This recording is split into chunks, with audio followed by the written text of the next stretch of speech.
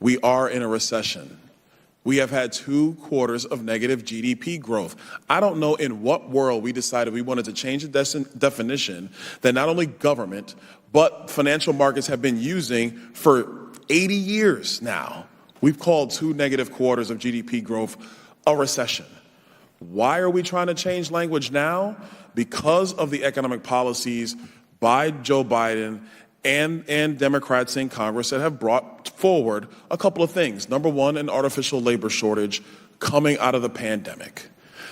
Doctor, I don't want to mispronounce your name because I wasn't here for opening remarks. Mabad, is that correct? Mabood. Mabood, my apologies. Dr. Mabood, why was there a labor shortage coming out of the COVID-19 pandemic? We're actually back to... No, Dr. Mabood, there was a labor shortage that was coming out of the COVID-19 pandemic. Do you acknowledge that? I don't think we had a labor shortage. I think we had a shortage of good jobs. Mr. Goodspeed, do we have a labor shortage coming out of the COVID-19 pandemic? Yes, we had 1.5 million early retirements. We had 3.7 million Americans indicating that they didn't look for work for the past month because of the pandemic, and we had an expansion of this child tax credit and an extension of federal supplemental unemployment insurance benefits that exacerbated a labor supply shortage. Dr. Mabood, let's get out of the statistical world. Let's go into real world America. You buy goods and services like any other American does. I'm quite sure you went to stores where the signs were in the windows about how they were basically paying people to come for an interview, let alone for the job itself. Do you acknowledge that to be a reality of what was happening?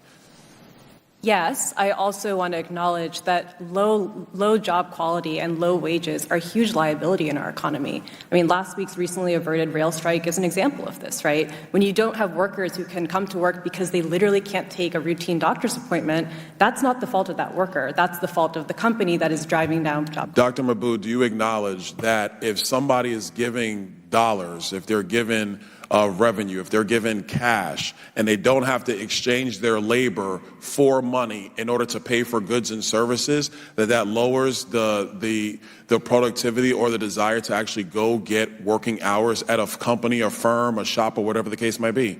I believe that people should be treated with dignity at work. I believe everybody should be treated with dignity, but that's not what we're talking about. When it comes to labor shortages, what we're trying to surmise is that if you go down the pathway of providing dollars to people and they don't have to exchange labor, which is the way our economy functions, for money to pay for their goods and services, do you think that leads to a labor shortage, yes or no?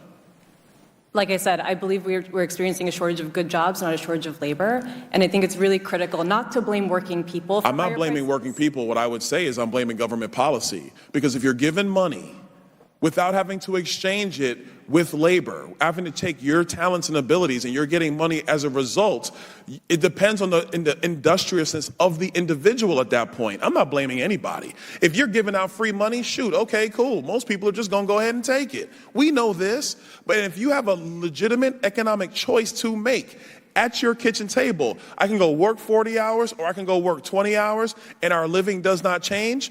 People have their own decision to make about what they're going to do. The point I'm making is that labor shortage, which was created by the quote-unquote American Rescue Plan, led to a labor shortage. And that labor shortage has led to price increases because you had people who had the revenue and the disposable cash flow to buy goods, but not enough goods in circulation to purchase.